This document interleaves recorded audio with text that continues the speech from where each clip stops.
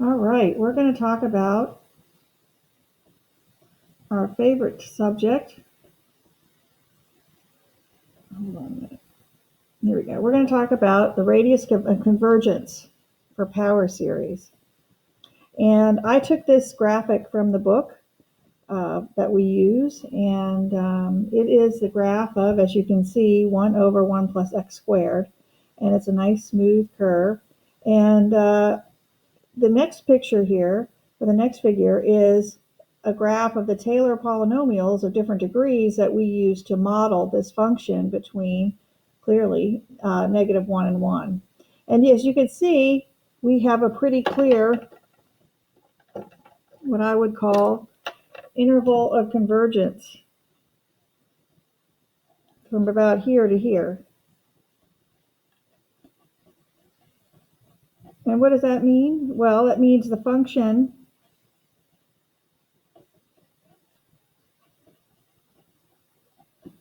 one over 1 plus x squared is being approximated pretty well between -1 and 1 by these Taylor polynomials. And if we get outside of this range, the function is not being modeled well by these Taylor polynomials. Well, each interval of convergence has a center, and it turns out, excuse me, we'll call this the center, that's the point of tangency.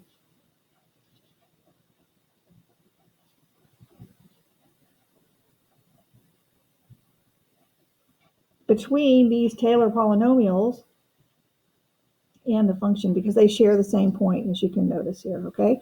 So you have an interval convergence where your Taylor polynomials is a nice approximation, a nice fit to the curve that you are trying to find the Taylor polynomial for. And then each one has a center, which is the same as the point of tangency. And then in this section, we're introducing a topic called the radius of convergence. And the radius of convergence is nothing more than the distance. Yeah, I'm going to put this. The distance, from the center to the outer edge of the interval of convergence. So this distance here, we call r, is the radius of convergence.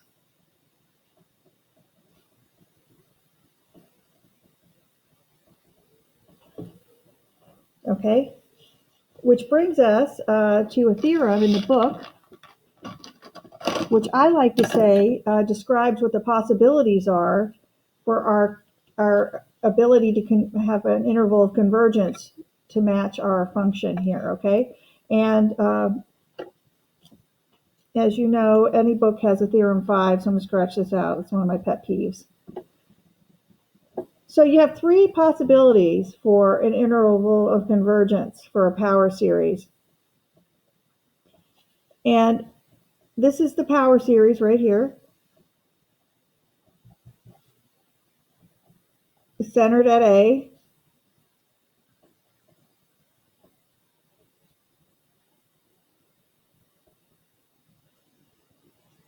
And this is the power series that we use to model what we're going to approximate our function with. And it says there are 3 possibilities with respect to convergence, okay? So the first possibility is that there's a positive number r, which we defined earlier as the radius of convergence, such that the series diverges if the absolute value of x minus a is greater than r, and converges for the absolute value of x minus a is less than r. The series may or may not converge at either of the endpoints. And I like to think of this one as if it behaves geometrically. Now, we're used to seeing x minus a less than 1. We're used to seeing this before when we're doing series, where we would say that this is little r for geometric series. And we know that geometric series will converge if little r is less than, absolute value of it is less than 1, which means it lies between -1 and 1. So this would mean that we have an interval of convergence here with a center that's limited. Okay, and then this would be the radius of convergence here. So we can be over an interval that's limited. We can have convergence in that situation. Then, as I have foreshadowed in talks before, we can have series that converge for all real numbers, which means my interval of convergence, I'd have negative infinity here and infinity here, and my center would be whatever my center is. And then the radius of convergence here, the big R, it doesn't matter which side I put it on, big R here would equal infinity.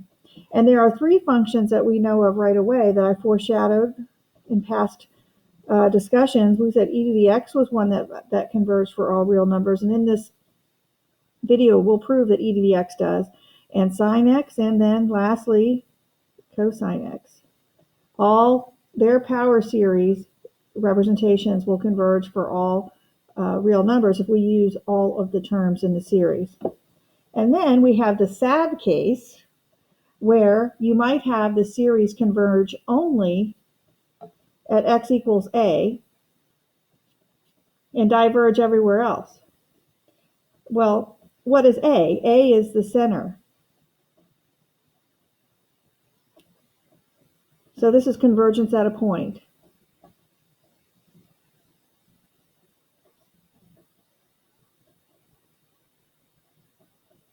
So it's convergence at a point. Well, what point would that be? It's convergence at the center, which is at the point of tangency.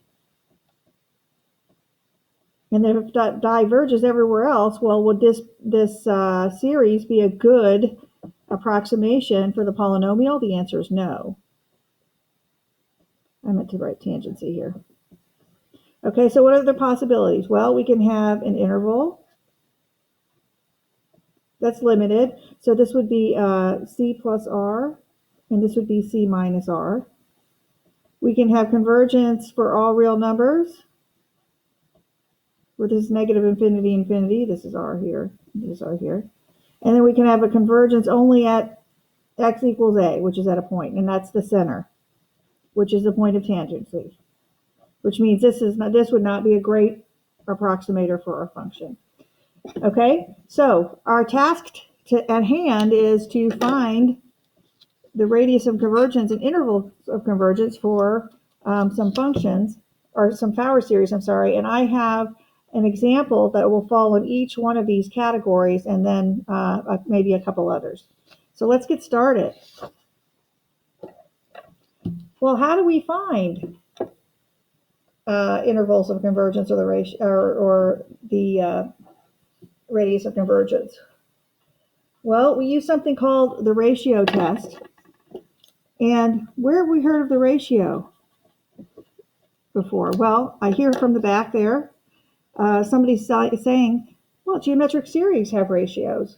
Well, they sure do. And if I were to write out a generic or general geometric series here, I'm going to say it's geometric. And we're going to say it's a sub 1 plus a sub 2 plus a sub 3 plus a sub 4 plus dot dot dot plus a sub n plus dot dot dot, and so on.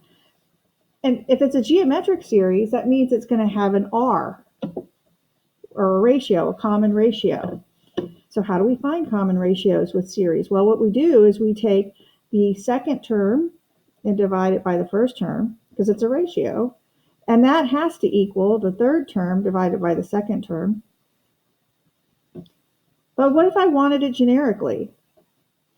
What if I wanted to have a representation of R using the nth term? Well, I'd have to take the n plus 1th term, so this would be a sub n plus 1 over a sub n, and that all these r's would have to be equal for us to have a geometric series. Okay, and for geometric series to converge, remember we had this discussion earlier, the absolute value of r would have to be less than 1, which would imply, in this case, that the absolute value of a sub n plus 1 over a sub n would also have to be less than 1. Okay, and thus this is where the ratio test comes from.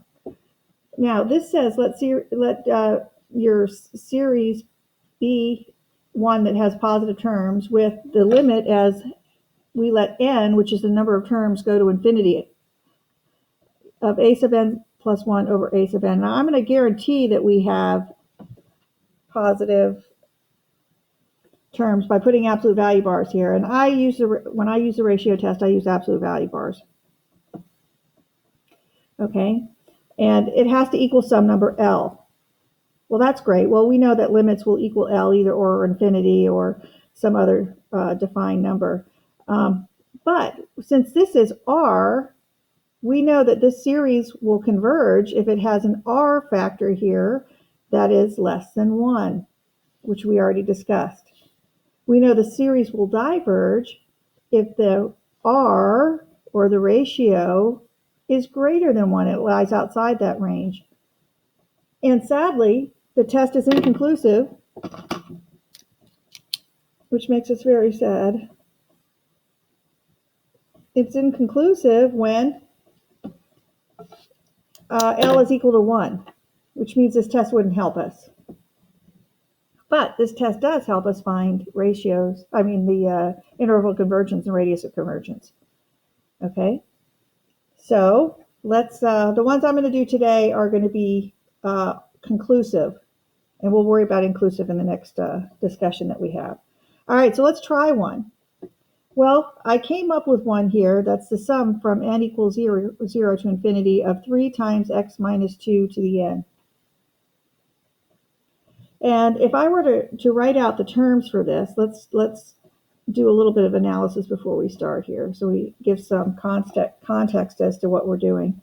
This would be 3 times x minus 2 to the n. If I were to write out the first couple of terms, what would they be? When I let n equal 0, I get 3 because x minus 2 to the 0 is 1, and then plus 3 times x minus 2 to the first, plus 3 times x minus 2 to the second, plus 3 times x minus 2 to the third, plus, and so on. And I hope you would realize, do you see what R is? That means, what am I multiplying every time to get to the next term? Or if I were to put a sub 2 over a sub 1, I get x minus 2. So in this case, R is equal to x minus 2. And if I wanted to have a functional representation for this, I remember back in my mind that we could come up with a sum if I used a sub 1 over 1 minus r. Remember, this is the sum of an infinite series. And a sub 1 in this case is 3. So I'm going to say that this is going to equal 3 over, well, 1 minus r. Well, r we just suggested was x minus 2. All right, and so we would get 3 over, and I get 1 minus x plus 2, so 3 minus x. All right, so I'm going to suggest that this power series right here represents this function over a certain interval of convergence, and we're going to figure what that interval of convergence is based on using the ratio test. So here we go. So using the ratio test,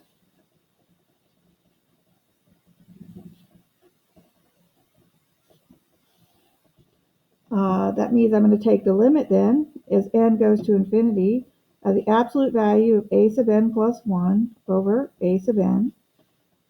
And I'm going to plug in my values here. Now, what does that mean? This means I'm going to take n plus 1 because this right here, this right here is a sub n. I'm going to take n plus 1 and plug it in where n is. So I'm going to get 3 times x plus minus 2 to the n plus 1 divided by, and then I'm going to have n in the right spot for the denominator. So this would be 3 times x minus 2 to the n. All right, and now we're going to simplify, what's really nice is the 3's cancel, And then I'm going to subtract the exponents here because I'm dividing. And I get n plus 1 minus n just gives me the absolute value of x minus 2. Now, notice that this is r. But we're going to take the limit of this expression here as n goes to infinity. And you say, wait, Mrs. Muller, there are no n's in this expression. What are we going to do? Well, that means if there are no n's in this expression, everything else is constant. So this x is constant because we're not varying x, we're varying n. So that means that this limit is just the absolute value of x minus 2. All right, well, so what does that mean? Well, that's what the limit is, right? And I have to figure out if the series is going to converge or diverge.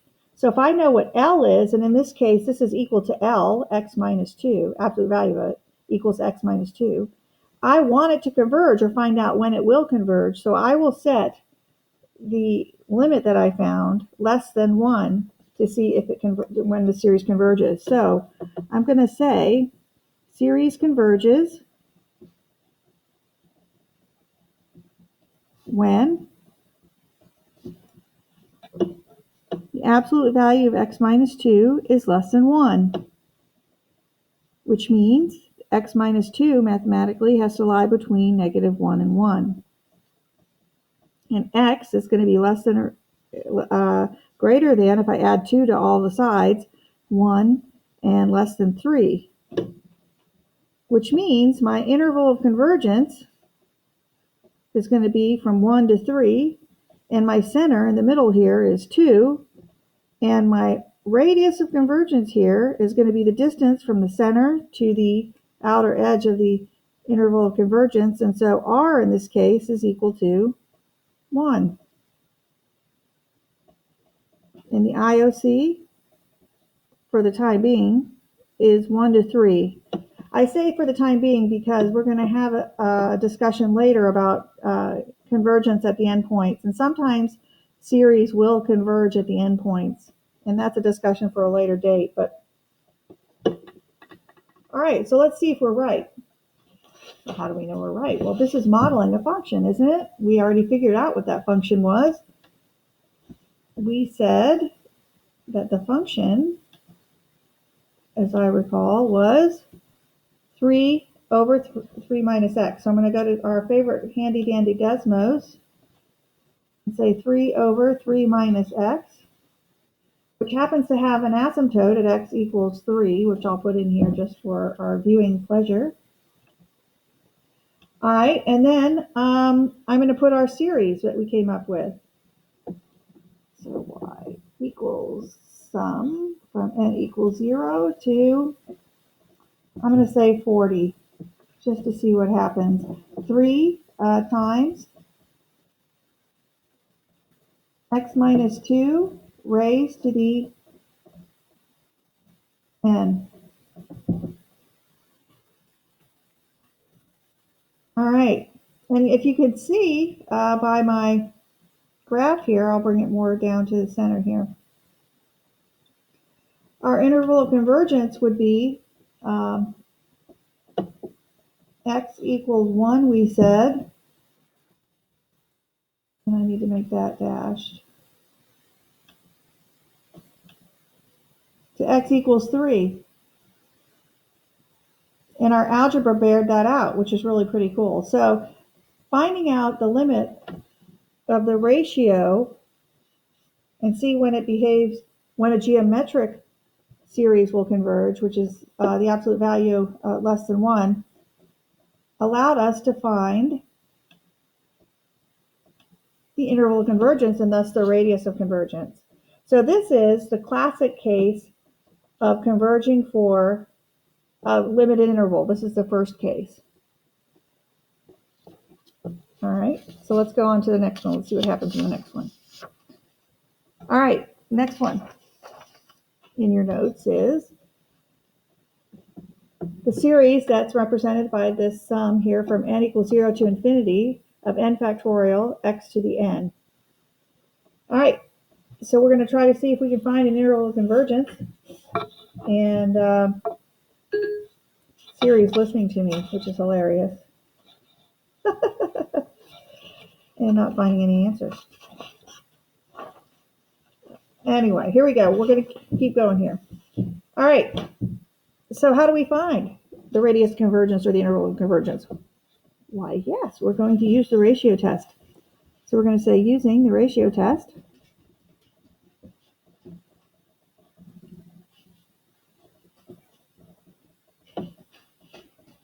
Using the ratio test, which is the limit as the number of terms, or the n goes to infinity of the absolute value of a sub n plus 1 over a sub n. And how do we do this? We take the limit as n goes to infinity, and I'm going to put the n plus 1 into my terms up here, into my nth term, and we're going to get the absolute value of n plus 1 factorial times x to the n plus 1 over n factorial times x to the n. And then we're going to simplify. But before we simplify, let's come over here to our thought cloud.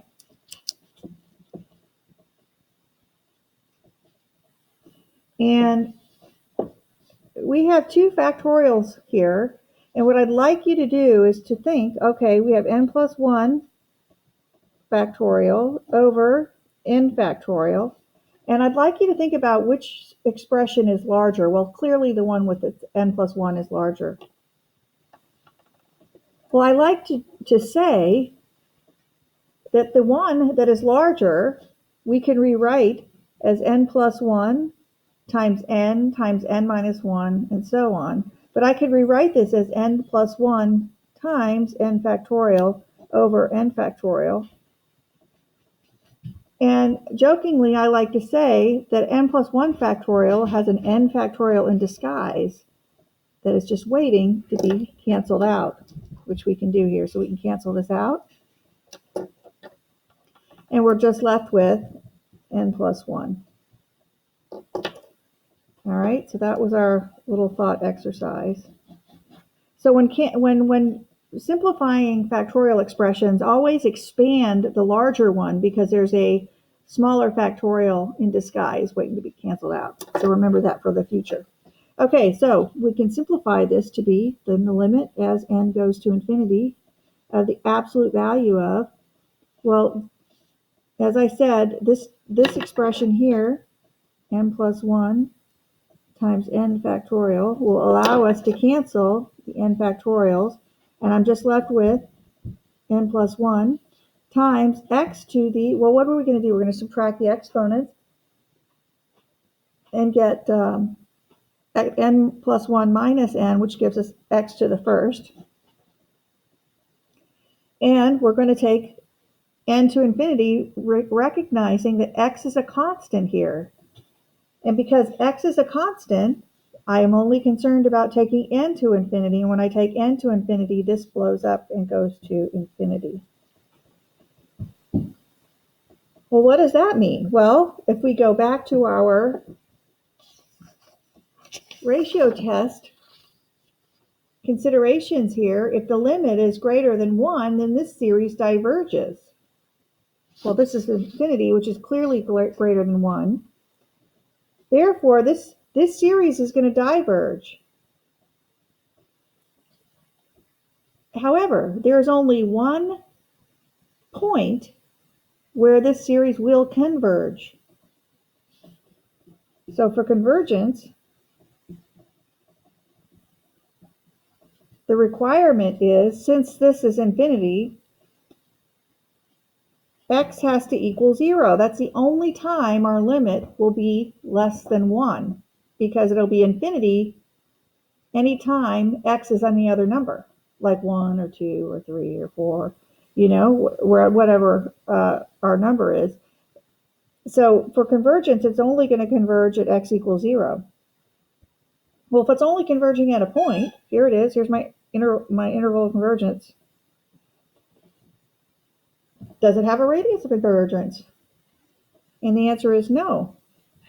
Therefore, the radius of convergence here is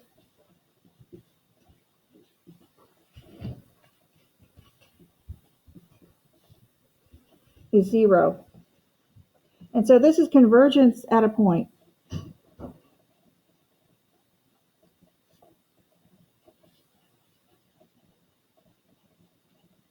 And what is that point? The point is the center, which is also known as the point of tangency.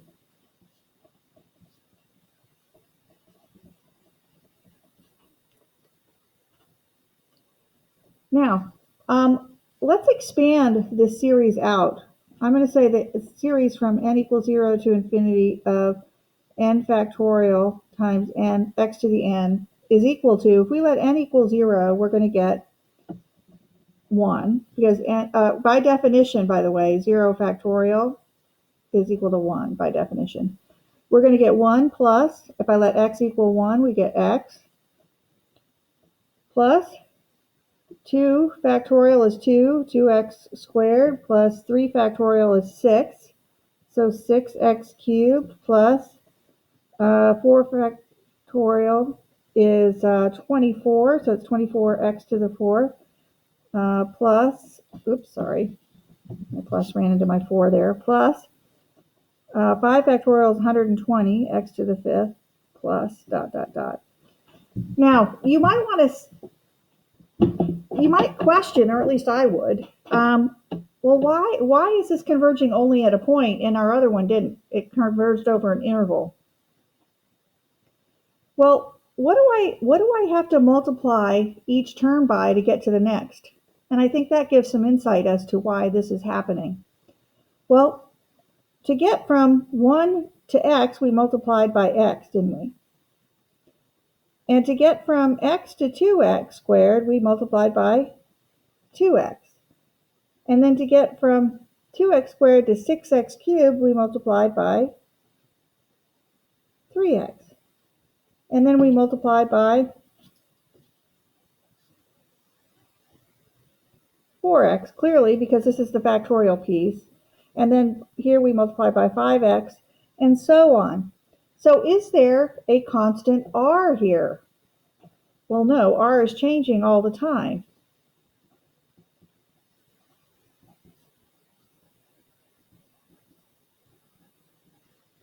So in cases like this, that would be your red flag to maybe think that it's this series is only going to converge at a point, and that would be the point of tangency. Okay, and since this doesn't behave geometrically, we can't write a function that we're used to writing a sub 1 over 1 minus r with, because r is not a constant number. We can't, in our formula a sub 1 over 1 minus r, put in something here that's the same for every term. So this formula doesn't work for this situation. So we can't create a function for this. But if I were to do a Taylor polynomial for just the first 5, that would model a function that would be infinitely many terms. So this is an example of the convergence at a point. All right, let's do another one. Okay. Well, I'm hoping those of you watching are shouting from the back, I know that one. I know that one. I know that series. And you'd be right, because this series is, let's hear it all together now, sine x. Yes, you'd be right. It's sine x. And we foreshadowed that earlier, right? We knew that that's going to converge for all real numbers, because we did this when we generated the series for this using the definition for a Taylor series. But right now we're going to prove that this converges for all real numbers. All right, so let's do that. So what do? We use the ratio test. So using the ratio test,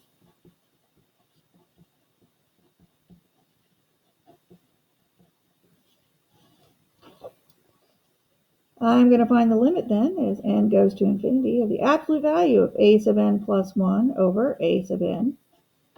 And that implies that I'm going to take the limit as n goes to infinity of the absolute value. Now, when I take the absolute value here, the alternating piece here, the negative 1 to the n, is taken out of the equation altogether because it's always going to be positive. All right, and this is going to be a double-decker fraction because I have a fraction here. So I made some space here for my limit. So the tricky part here is we are going to take n plus 1 like we have been doing, and we're going to put n plus 1 in here,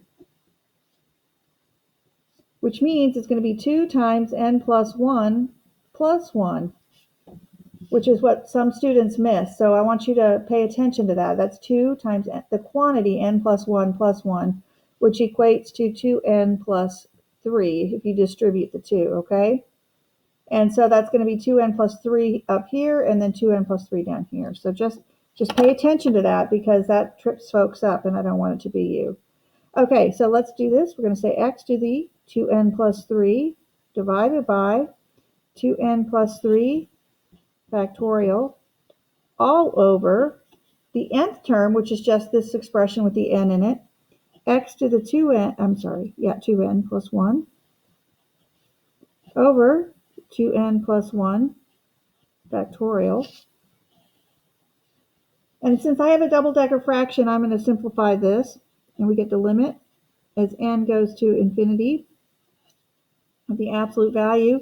I'm going to keep change flip now, so we're going to get x to the 2n plus 3 divided by 2n plus 3 factorial. My absolute value bars are too long here, which is good news. Times, now we're going to reciprocate the denominator to do our division here, and we get 2n plus 1 factorial over x to the 2n plus 1. And now we're going to simplify.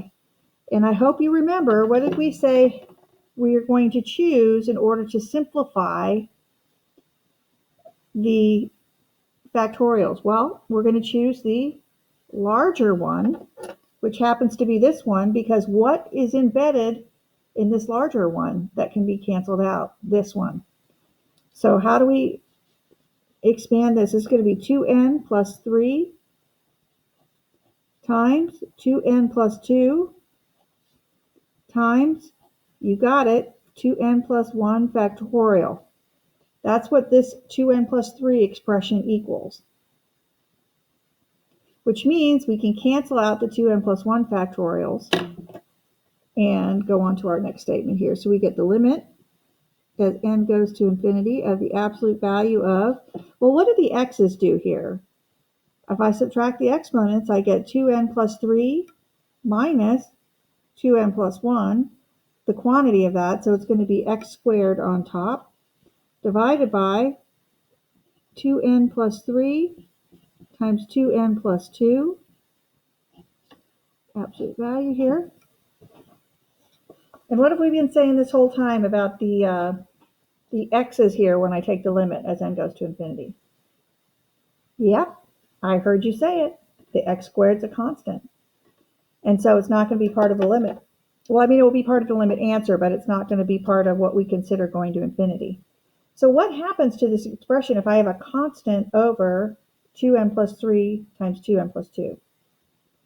Well, if I take n to infinity, these terms become infinitely large, and I get a constant over something infinitely large. So this expression goes to 0,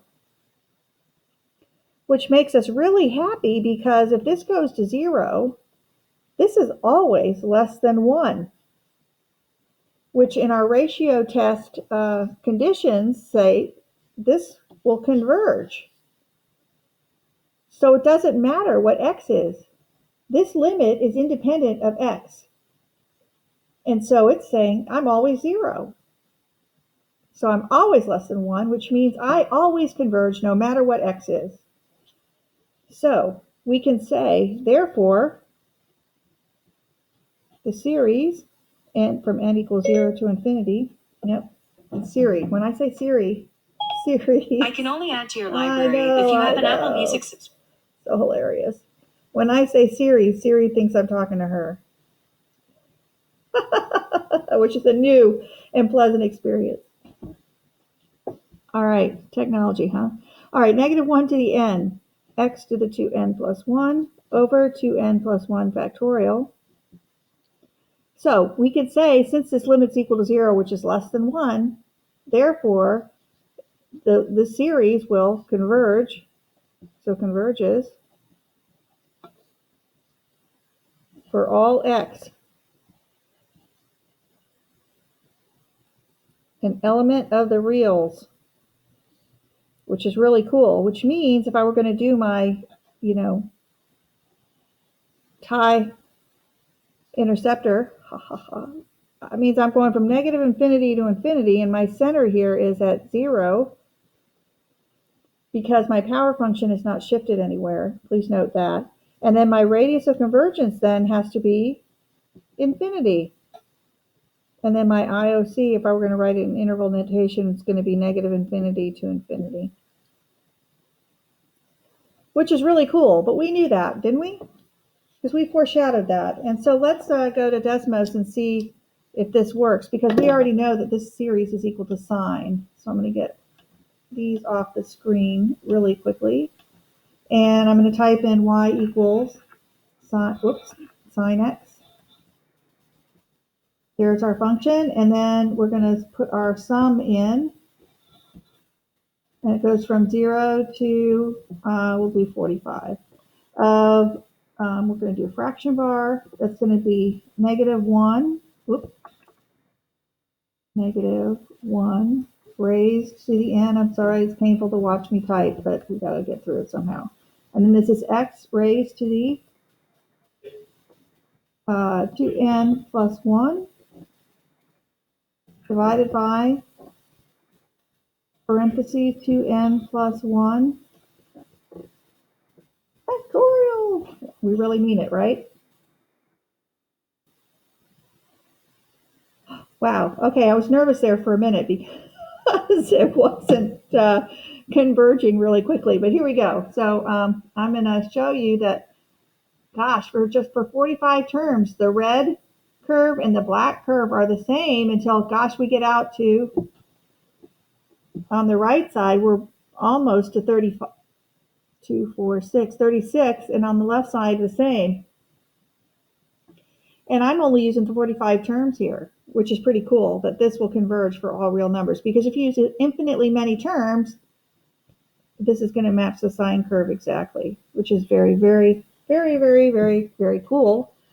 So we will be able to approximate sine perfectly if we use infinitely many terms of this series, which means that we can integrate a whole bunch of stuff that we might not be able to integrate, like this, for example,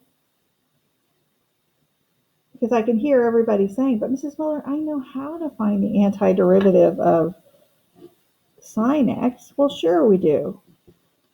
We do. We know that's negative cosine x. No big deal. Totally get that. But what about this situation? Well, sine of x squared. Well, we can't integrate that one. But we can come up with the series right here and substitute in x squared and integrate all of the independent terms, which that's what this is all about. All of this pain and suffering that we go through with infinite series is also that we can integrate things like this. Okay, let's do one last one before we conclude. Well, two. I've got two here. All right, so what I'd like you guys to do is to pause the video and you try it. Okay, now I already hear people shouting out that they know this one. And the answer is we do know this one. This one is e to the x. That's the series for infinite series for e to the x. All right, so just pause the video, and then I want you to come up with the interval of convergence and the radius of convergence for this, okay? All right, I'm going to count down. 5, 4, 3, 2, 1. All right, you're back. So let's find the interval of convergence and the radius of convergence for e to the x. So we're going to using the ratio test.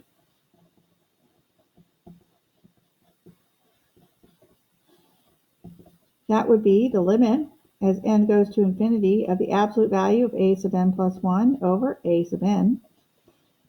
which implies we're going to do the limit as n goes to infinity of absolute value of, this is a double-decker fraction again, so I'm going to plug n plus 1 into where I see x, so we get x to the n plus 1 over n plus 1 factorial divided by x to the n over n factorial. And then this is a double-decker fraction, so I'm going to do the division by reciprocating the denominator, so we get x to the n plus 1 over n plus 1 factorial times n factorial over x to the n. And then what can we break this one into? We can break this one into n plus 1 times n factorial, which means we can cancel out the n factorials. And we can say then that the limit as n goes to infinity of the absolute value of, well, n plus 1 minus n is just x over n plus 1, which is the only thing left in the denominator. And so when I take the limit as n goes to infinity, this x is a constant, right? And I make n infinitely large, so I get a constant over something infinitely large, which gives me 0, which is less than 1. So we can make a conclusion. We can say, therefore, the series from n equals 0 to infinity of x to the n over n factorial converges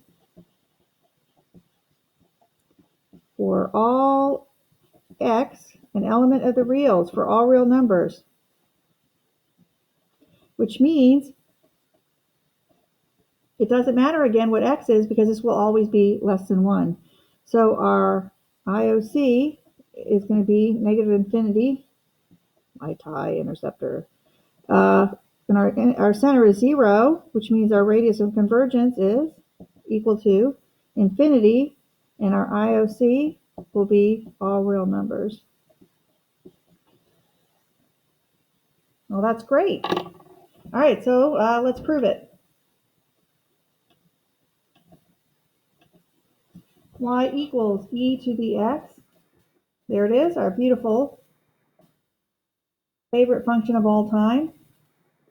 And then we're going to put our sum in here from n equals 0 to 45 of divide. So we're going to have x to the n divided by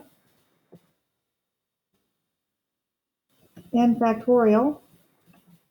And let's see, it's green, so it should overlay here in just a minute, right? Because, oh, there it is.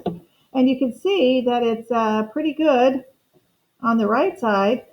And if I were to go up, you'd see it's pretty good for a long way up there. And then this goes out to at least almost negative 20 before it gets to be not a great representation for e to the x. But I hope you can see if we were to use infinitely many terms that it would indeed be exactly e to the x, which is really cool because in math and in statistics, you know, we like to be able to use the integral of e to the x dx. Well, we know that's just e to the x plus c, but we can't integrate e to the negative x squared dx, which this times a constant is used in, you know, for probability density functions, in particular the standard deviation, the area under the standard deviation curve. So we don't know how to do this one. But we could take the series for e to the x and substitute in negative x squared and integrate all those independent polynomial terms. So that's why we do all this madness. All right, one more. And I like to do this one because even though it's not convergent except at a point, it introduces a limit that we need to talk about that you might run into when doing these intervals of convergence and finding the radius of convergence. Okay, so how do we find our radius of convergence in our interval of convergence? We're going to use the ratio test. So using the ratio test. And you might also ask, why do I write this out every time? Well, because I'm communicating to my teacher or to you what I'm doing mathematically. And what's really important about that is to the AP people, they will understand that you know that you need to use the ratio test. And so it's good to show them so there's no doubt that you use the ratio test. All right, so the limit as n goes to infinity of absolute value of a sub n plus 1 over a sub n implies that we're going to take the limit then as n goes to infinity of the absolute value of, I'm going to take n plus 1 and stick it into my nth term expression, and we're going to get n plus 1 raised to the n plus 1 times x to the n plus 1 over, oops, I'm sorry, I was going to put the x first, n to the n, x to the n. All right, so this looks really a lot different than the factorials because I can't simplify them in quite the same way. But what I noticed right away was, I have an n in both of these. So I decided I was going to split this up. I was going to go n plus 1 raised to the n times n plus 1 over n to the n. And I know that this is just going to simplify to x. The x terms are going to simplify to x. And I can do this breakup algebraically because this n plus 1 is raised to the first. And when you're multiplying using algebra with the same base, you're going to be adding the exponents. So n to the n plus 1 to the n times n plus 1 to the first would actually indeed be this expression up here. Okay, and so then I noticed that these two are both raised to the n, so I can rewrite that as the limit then as n goes to infinity of the absolute value of n plus 1 over n raised to the n times n plus 1 times x. Okay, then through experience, I wasn't born knowing this, I noticed that I can celebrate by busting this up a little bit. I can say that this is 1 plus 1 over n to the n times n plus 1 times x. And for several years, I have been stressing that this is an important limit here. The limit as n goes to infinity of this is an important limit. All right, so let's do some algebra. I'm going to do a limit aside. That means I'm just going to calculate this limit over here. The limit as n goes to infinity of 1 plus 1 over n to the n. Now let's talk about what form this is. If I let n go to infinity, I get 1 plus 1 over infinity roughly, which is, this is approaching 0, and then to the infinity. So this turns out to be of the form 1 to the infinity, which we have discussed is indeterminate. Oh, yes, Mrs. Muller, we got to use L'Hopital's rule. You're right, we got to use L'Hopital's rule. Okay, so what do we do when I have a function raised to a function? I say y equals, and I take the natural log of both sides. So this is the natural log of y equals the limit as n goes to infinity of, I bring the n down in front, the natural log of 1 plus 1 over n. And then I notice that I have infinity, because when n goes to infinity, this is infinity times the natural log of 1 plus 0, which is 0. Notice, please, that I'm not putting these are equal. This is a big deal, right? Because this is not equal to that. It's just what form it is in, right? So these are not equal. They're separate little entities, but it's part of our thought process to figure out whether we can use L'Hopital or not. Okay, so I have to do that cool math magic and take the polynomial piece of this expression and remove it and put it in the denominator. So this is going to be the natural log of 1 plus 1 over n over 1 over n. And this takes this 0 on top now, and this infinity in the numerator becomes a 0 in the denominator. And now I can use L'Hopital's rule. And L'Hopital's rule states that I can take the ratio of their rates of change and that will be equal. The limit will still be equal. So the derivative of a log is equal to the function, the argument, on the bottom. So this is 1 plus 1 over n. F prime over f. So the derivative of the argument here is negative 1 over n squared divided by the derivative of the denominator, which is negative 1 over n squared. And this is really over 1. So I can cancel out the numerators here, and I'm left with the limit as n goes to infinity. And of course, if you keep change and flip, you would see that they actually do cancel. And we get the limit as n goes to infinity of 1 over 1 plus 1 over n. And this is the natural log of y. Well, what happens here is I let n go to infinity. Well, 1 is just 1. 1 is just 1. Plus, this part of the term goes to 0. And so I'm left with the natural log of y equals 1. But I'm not done yet because I have to exponentiate. And I get y equals e. So this limit here is a famous number e. And so I can finish my work here. N as it approaches infinity, I get the absolute value of ex times n plus 1. Now I'm going to take this limit as n goes to infinity, and e is a constant and x is a constant.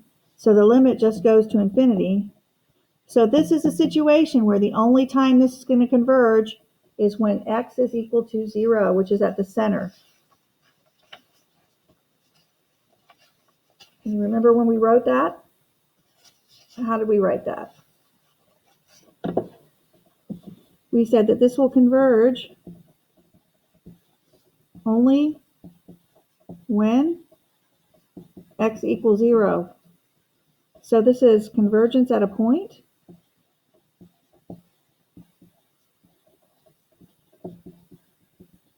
And the radius of convergence is equal to 0, and there is no interval of convergence because it's just at a single point. And what is that point? That, remember, in the back of your mind, you got to be thinking that this is the center and the point of tangency.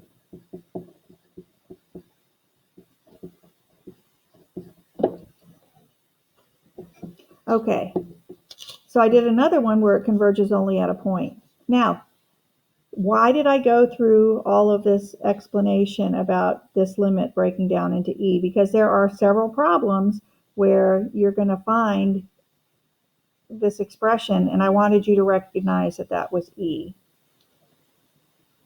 Okay, well that leaves me to be done, and you guys now need to practice some and get really good at it, because I know you will. And good luck, and I will answer any questions that you have after you're done practicing and doing your homework. All right, so have a great day, and we'll talk to you later. Thanks.